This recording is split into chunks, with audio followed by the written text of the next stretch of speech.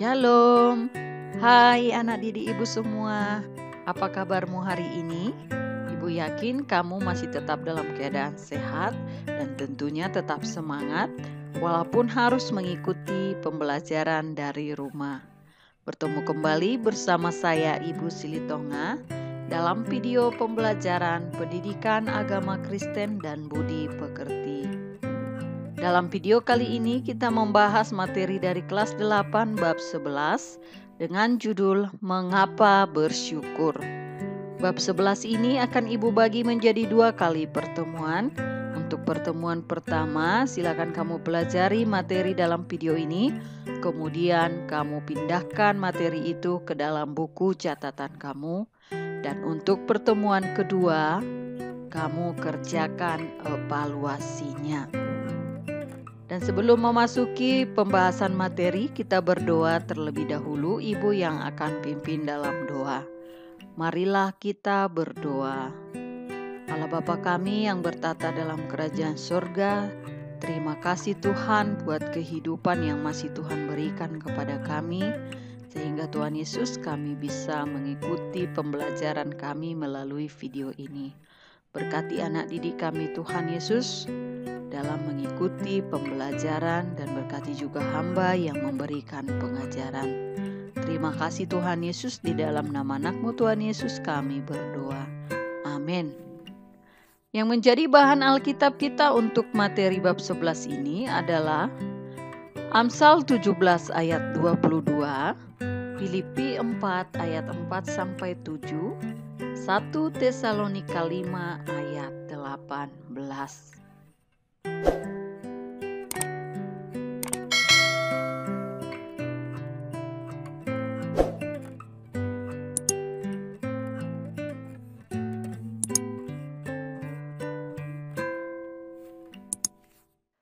Kita masuk ke pembahasan materi. Yang pertama kita lihat pengertian bersyukur. Menurut Kamus Besar Bahasa Indonesia, bersyukur adalah berterima kasih kepada Allah. Dapat dipahami bahwa bersyukur itu adalah ketika kita mengungkapkan rasa terima kasih kepada Tuhan atas segala sesuatu yang telah diberikan Tuhan kepada kita. Dan menurut Alkitab, bersyukur itu adalah berterima kasih kepada Tuhan Allah yang telah menciptakan, memelihara, dan menyelamatkan hidup kita. Bersyukur adalah salah satu hal yang harus terus dilakukan selaku anak-anaknya. Jadi ini adalah pengertian bersyukur. Namun demikian, ternyata tidak mudah untuk bersyukur. Sebagian orang merasakan sulit untuk bersyukur, terutama ketika menghadapi hal-hal yang tidak diharapkan atau hal-hal yang membawa kepedihan dan amarah. Jadi bersyukur itu adalah sesuatu hal yang sulit dilakukan walaupun sangat mudah untuk diucapkan. Kemudian kita lihat bagian B, pemahaman ayat Alkitab. Kita lihat pemahaman ayat Alkitab tentang bersyukur. Yang pertama dalam Amsal 17 ayat 22 dikatakan bahwa hati yang gembira adalah obat manjur, tetapi semangat patah mengeringkan tulang. Artinya bahwa hati inilah penggerak yang dapat membuat hidup kita gembira. Jadi jika Allah yang berada di hatimu dan menguasai hatimu, maka hatimu akan senantiasa bergembira, dan itu menjadi modal untuk kesembuhan bagi semua jenis penyakit. Bahkan para dokter juga mengakuinya bahwa hati yang gembira itu adalah obat yang sangat manjur. Ya, jadi ketika semangat kita tidak ada, maka kita akan sulit melewati, bahkan akan mudah penyakit-penyakit fisik atau jasmani itu datang menyerang kita. Jadi hati yang gembira itu adalah obat yang sangat manjur. Kemudian yang kedua, Filipi 4 ayat 4-7 dikatakan bahwa bersukacitalah senantiasa dalam Tuhan. Sekali lagi kukatakan bersukacitalah. Hendaklah kebaikan hatimu diketahui semua orang. Tuhan sudah dekat. Janganlah hendaknya kamu khawatir tentang apapun juga, tetapi nyatakanlah dalam segala hal keinginanmu kepada Allah dalam doa dan permohonan dengan ucapan syukur. Damai sejahtera Allah yang melampaui segala akal akan memelihara hati dan pikiranmu dalam Kristus Yesus. Artinya, bila kita sudah mensyukuri apa yang ada bagi kita, maka kita tidak akan lagi bersungut-sungut apapun yang kita terima itu. Tetapi kita mencukupkan diri. Dengan rasa cukup itu akan membuat kita bersukacita dan tidak merasa khawatir lagi dalam hidup. Jadi apapun yang kita miliki dan kita menganggap itu cukup bagi kita, maka itu adalah salah satu cara untuk mensyukuri.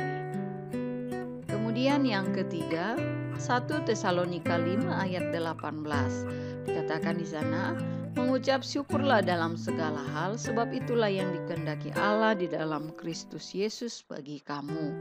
Artinya, ucapan syukur harus keluar dari hati kita, baik waktu senang maupun waktu susah. Mengucap syukur tidaklah tergantung dari apa yang kita miliki, melainkan harus dilakukan dalam setiap keadaan, baik suka maupun duka. Jadi mengucap syukur itu tidak hanya saat ketika kita mendapatkan berkat, hanya ketika kita sedang bersenang-senang atau hal yang lain.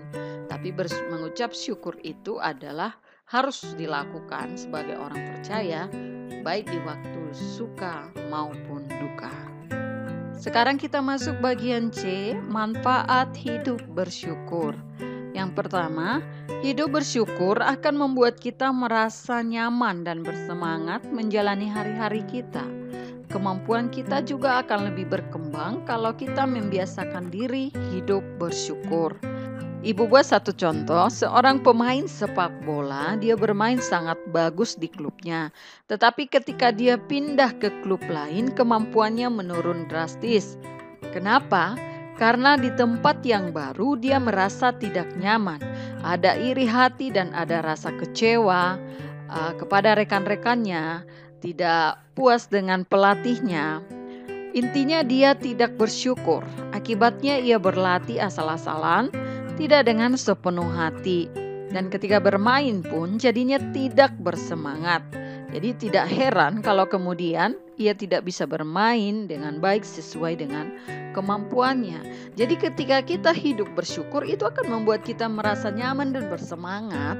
Dan kemampuan-kemampuan kita akan semakin berkembang. Kemudian yang kedua, hidup bersyukur membuat hidup kita lebih sehat. Sudah sejak lama para ahli kedokteran menyetujui bahwa ada kaitan erat antara hidup sehat dengan hati yang gembira. Ada sebuah penelitian yang dilakukan terhadap orang yang berusia lanjut. Hasil penelitian itu, kakek dan nenek yang membiasakan dirinya hidup bersyukur, mereka senang tertawa, mereka bisa menerima keadaannya dengan sukacita, tidak suka mengomel-omel dan mengeluh. Biasanya tubuhnya lebih sehat, mereka jarang sakit, dan biasanya itu akan berumur panjang. Jadi intinya bahwa ketika kita hidup bersyukur, tubuh kita juga akan lebih sehat. Yang ketiga, hidup bersyukur akan membuat kita lebih mudah bergaul dengan orang lain. Sebagai contoh, apabila kamu mempunyai teman yang suka mengeluh dan mengomel, selalu marah-marah, selalu cemberut, kamu pasti tidak akan merasa nyaman bersamanya. Tetapi apabila kamu punya teman yang kesehariannya selalu senyum, tertawa, tidak mau mengeluh, bersyukur senantiasa, maka kamu akan merasa senang berada di dekatnya. Jadi itu intinya bahwa ketika kita membiasakan hidup bersyukur, maka orang-orang akan mendekat kepada kita dan nyaman bersama kita. Sekarang kita lihat ada tips untuk hidup bersyukur. Yang pertama, fokuskan pikiran pada kasih dan karunia Tuhan. Jangan fokuskan ke hal yang lain. Jangan hanya kau fokuskan bahwa wow si Anu luar biasa cantik, si A luar biasa kaya. Jangan seperti itu. Fokuskan bahwa apa yang ada dalam dirimu adalah kasih dan karunia Tuhan. Yang kedua, jangan mengeluh, buang kata-kata negatif dan ucapkanlah kata-kata positif yang membangun semangat. Kata-kata yang mematahkan semangat itu jauhkan dari dalam pikiran kamu dan dari mulut kamu. Kemudian yang ketiga, lakukan hal-hal yang baik dan berguna bagi diri kamu maupun orang-orang di sekitar kita. Yang keempat, buatlah catatan harianmu tentang hal-hal yang harus kamu syukuri setiap hari. Ini boleh kamu lakukan, tulis apa berkat Tuhan yang kau terima hari ini, dan dari situ kamu akan mensyukurinya, menyadarinya, kemudian akan selalu bersyukur. Kemudian yang kelima, percayakan Tuhan akan menyertai kita untuk melakukan apa yang dikehendakinya. Jadi yakinkan bahwa Tuhan menyertaimu dalam perjalanan hidupmu. Demikianlah pembahasan materi kita untuk bab 11 ini. Untuk pertemuan pertama ini silakan kamu pindahkan ke dalam buku catatan kamu.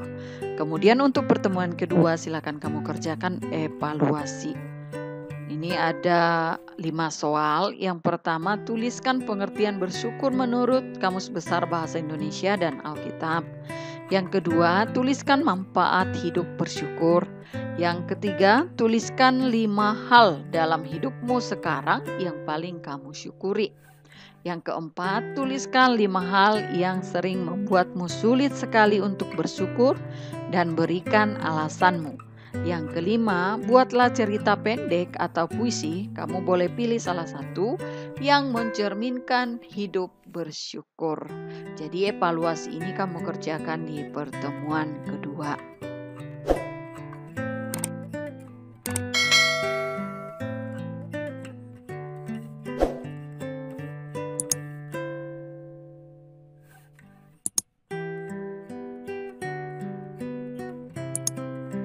Demikianlah video pembelajaran kita kali ini. Kita akan bertemu kembali dalam video pembelajaran berikutnya. Tuhan Yesus memberkati dan terima kasih. Shalom.